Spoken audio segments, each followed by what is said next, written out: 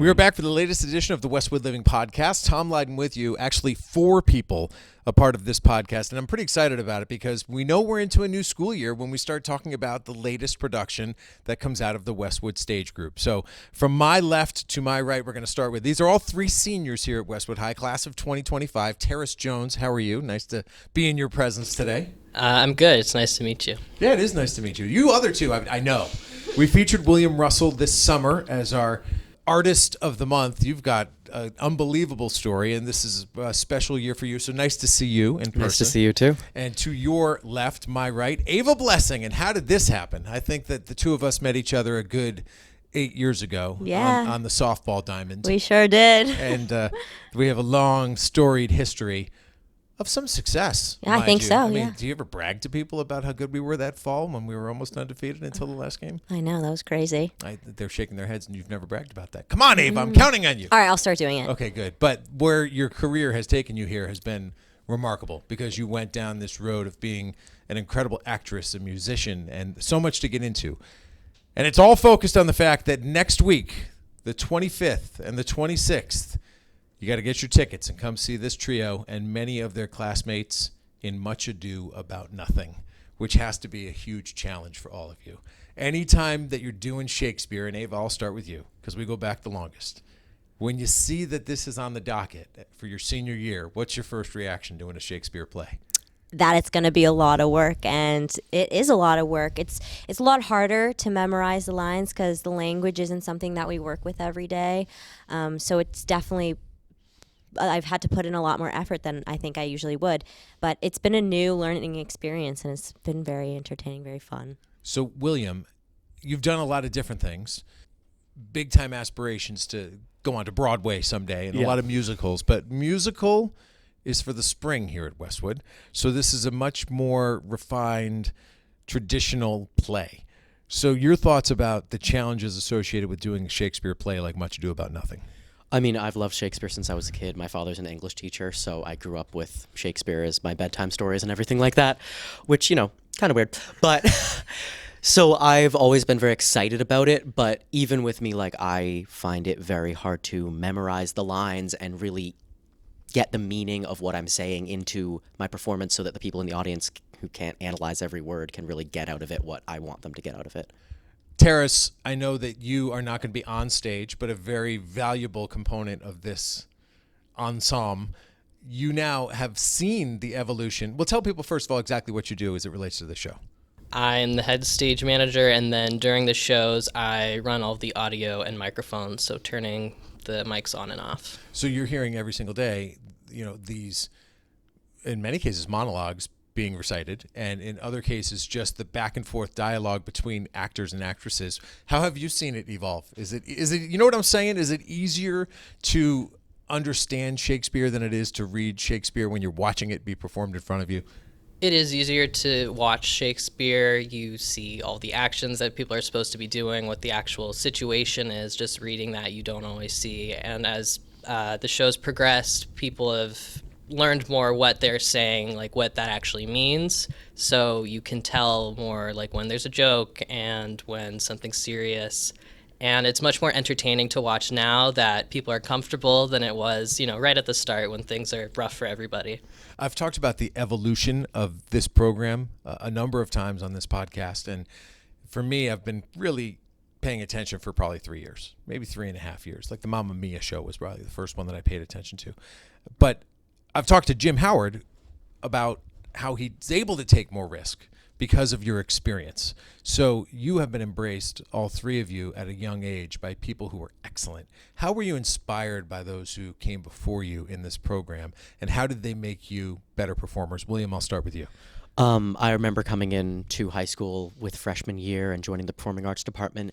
The seniors create such a loving environment, and they really accept you from the minute you get there. And they're always lifting you up. They're always giving you opportunities. And the minute you get something, I know my freshman year, I got one of the 3 dads in Mamma Mia, and everyone was super supportive. And they were like, you can do this, you got this. And they really create an environment where everyone can gain that experience and be encouraged throughout that. Ava, I turn to you. Similar question about what you learned from those who came before you and how your experiences have put you in a position as a senior class of 2025 to maybe take some more risks and do some things that are a bit more complicated. Yeah, so when I was a freshman, I already had known the seniors and the older people in the cast because I'd done community theater with them before. But they always took on that role as a leader and, being an example, like, you're off book by this date, this is what you have to do, and this is how it works here. And I think the effort that they put in, I paid attention to and saw, and I would like to be that example for the freshmen this year. Hey, TJ, similarly, you probably are inspired by some of the work you see from the people who came before you. Do you almost feel that challenge to now take it up that next notch? It's your opportunity now to say, like, okay, I've learned, and now I'm ready to do something else. I mean, I think the past few years I've just been trying to beat myself at the job, become better than I was the year before, because I started doing the mics in, I think it was sophomore year that I started, so I kind of just jumped into it. But even just being with the other stage managers before, they were all very helpful, they were nice and accommodating because they were all seniors for the most part. And then just being friends with people in the cast, I've been able to feel supported even when I do make mistakes and shut somebody's mic off. Or one time I turned the mics on when people weren't actually backstage yet, so you could hear them talk in the hallways. So they're all very understanding. These are the moments we learn from. William, I'm going to turn to you, and I'm going to ask you to try to describe what Much Ado About Nothing is about. Oh, Lord. Okay. So Much Ado About Nothing takes place in this production in Italy in the 60s, late 60s, early 70s. And it's basically these two families, and they're a little bit feuding, and they try to trick Benedict, who I play, and Beatrice, who Ava plays, into thinking that the other one is in love with them, just to mess with them. And then what gets wrapped up in all of this is Claudio and Hero, who are in love with each other, are tricked by a villain to think that Hero has been out with another man. And so Claudio leaves her at the altar, and there's a lot of hijinks and a lot of spying on each other and all sorts of trickery and everything like that. And I won't spoil the show, but everything ends up fine, as it does in all Shakespeare comedies.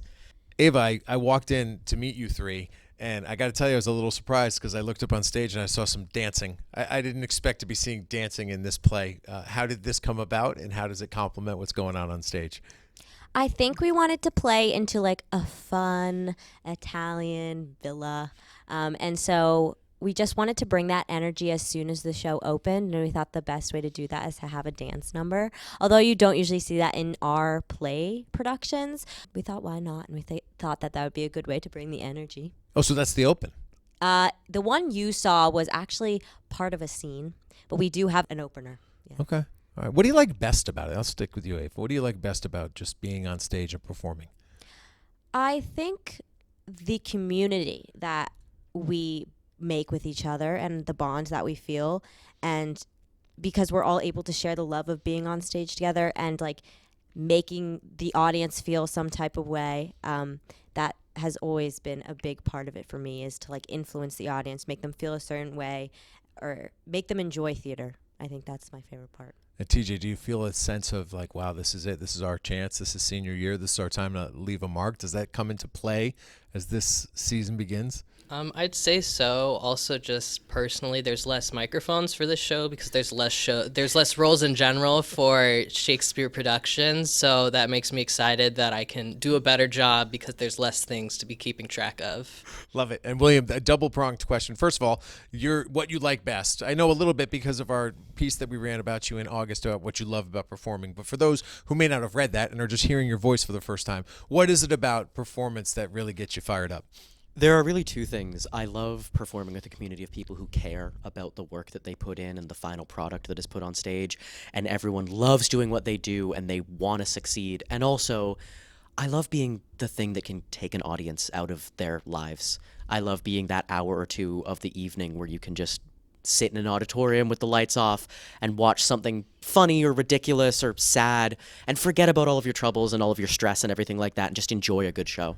Well, and now you get to take care of business, because as we were walking down the hall, Mr. Howard gave the sheet to you, William, and said, you're in charge. This is what you have to convey. So the messages that you have to convey, the X's and O's, the execution stuff, what do people need to know about when the show goes up, how they get their tickets, all the rest of it? Much Ado About Nothing opens Friday, October 25th at 7:30. There is a matinee show on Saturday, October 26th at 2 o'clock, and then an evening show the same day, Saturday, October 26th at 7:30. You can purchase your tickets at westwoodstage.com.